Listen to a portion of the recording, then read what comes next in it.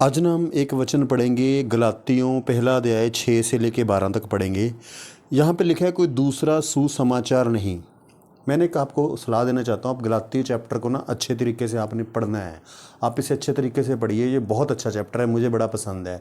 इसमें ना आपको पता चलेगा, मुक्ति के बारे में पता लगेगा कि जो हमारा उद्धार हुआ है, हमें मुक्ति मिली है, वो यीशु मसीह के ऊपर विश्वास करने के द्वारा हुई है, कि व्यवस्था के ऊपर चलने के द्वारा नहीं हुई है। व्यवस्था यानी 10 आज्ञाओं को मानना, उसको बोलते हैं व्यवस्था। यहाँ पे लिखा है, मुझे आश्चर्य होता है कि जिसने तुम्हें मसीह के अनुग्रह में बुलाया, उससे तुम इतनी जल्दी फिर कर और ही प्रकार के सुसमाचार की ओर झुकने लगे।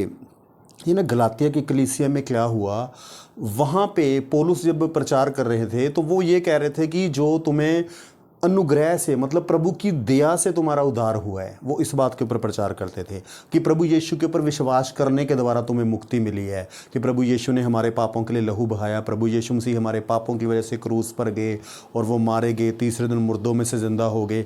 हम अगर विश्वास करते हैं इस बात के ऊपर तो हमें मुक्ति मिल जाएगी, अनंत जीवन मिल जाएगा, सदा की ज़िंदगी मिल जाएगी। लेकिन वहाँ पे क्या हो रहा था, वहाँ पे एक दूसरा सुसमाचार और सुनाया जा रहा था। वो क्या सुनाया जा रहा था, जब आप ये पूरा चैप्टर पढ़ेंगे ना गलाती, तो इसमें आपको समझ में आएगा कि व्यवस्था के द्वारा अब तुम्हें व्यवस्था को मानना पड़ेगा। वो ये कह रहे थे कि 10 आज्ञाओं को मानना पड़ेगा, तब तुम कहीं जाके, तब तुम्हारा उद्धार होगा, तब तुम्हें मुक्ति मिलेगी।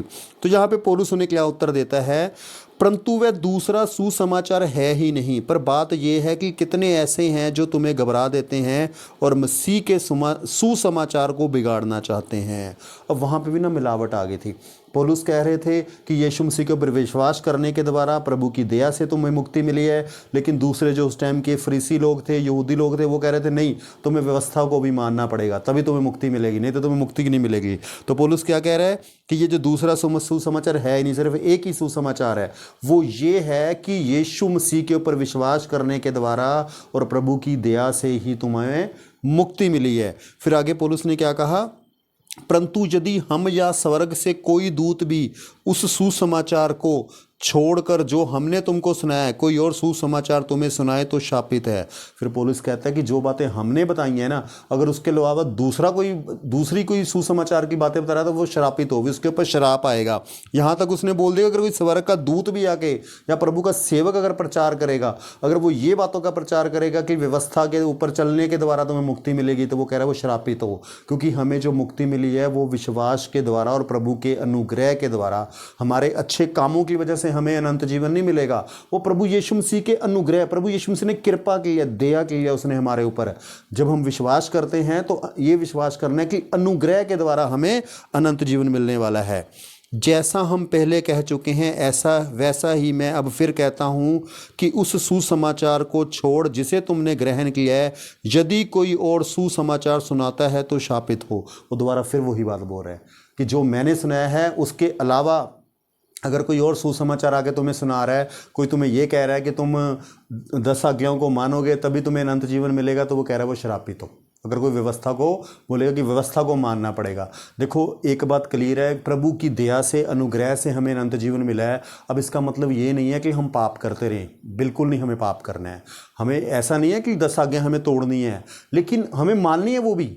मैं उसके हक में हूँ कि हमें उनके ऊपर चलना है। परमेश्वर का आत्मा, पवित्र आत्मा हमारी मदद करेगा, हम उन 10 आज्ञाओं को मानेंगे, लेकिन उद्धार के लिए हमें व्यवस्था को नहीं मानना।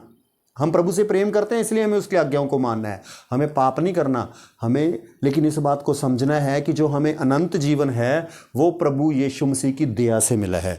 उसके बाद पौलुस क्या कहता है कि जो मैं तुम्हें बता रहा हूँ ना, जो मैं सुसमाचार बता रहा हूँ, मुझे मनुष्यों से नहीं मिला। अब मैं क्या मनुष्यों को मनाता हूँ या परमेश्वर को? क्या मैं मनुष्यों को प्रसन्न करना चाहता हूँ? यदि मैं अब तक मनुष्यों को ही प्रसन्न करता रहता तो मसीह का दास ना होता। वो कहता मैं मनुष्यों को नहीं मनाऊंगा। कहता मैं किसको प्रसन्न करना है मेरा मकसद? परमेश्वर को।